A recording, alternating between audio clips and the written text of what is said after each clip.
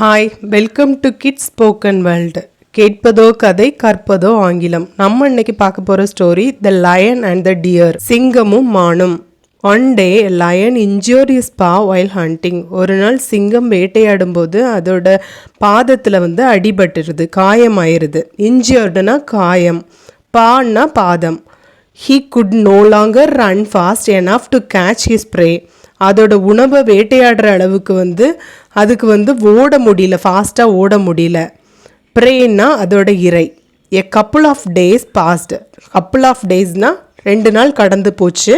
And the lion hadn't got anything except for a few measly rats. அந்த லயனுக்கு வேகமாக வேட்டையாட முடியலங்கிறதுனால எதுவுமே கிடைக்கல, பெரிய உணவுகள் எதுவுமே கிடைக்கல. அதுக்கு சின்ன எலிகள் தான் கிடைச்சிது. One day he saw a deer grazing at a distance. ஒரு நாள் ஒரு மான் தூரத்தில் மேய்ஞ்சிட்டு இருக்கதை பார்த்துச்சு.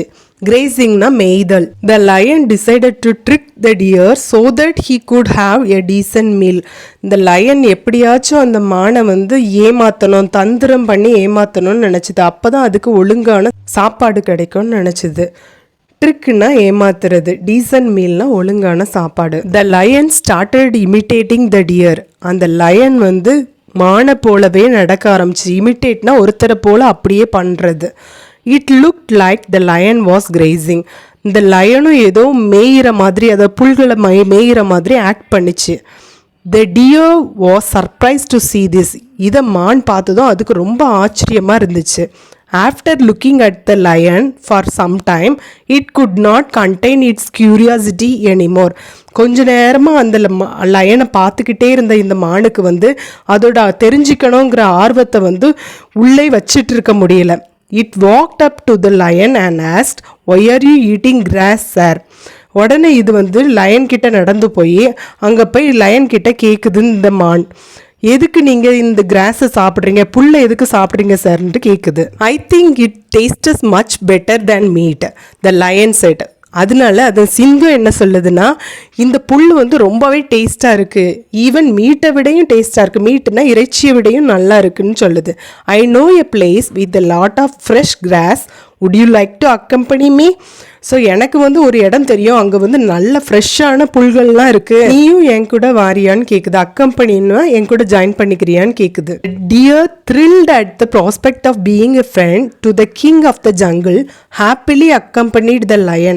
ஸோ இந்த மானுக்கு ரொம்ப த்ரில்லிங்காக இருக்குது. த்ரில்லிங்னா மெய் சிலிர்த்து போகுது.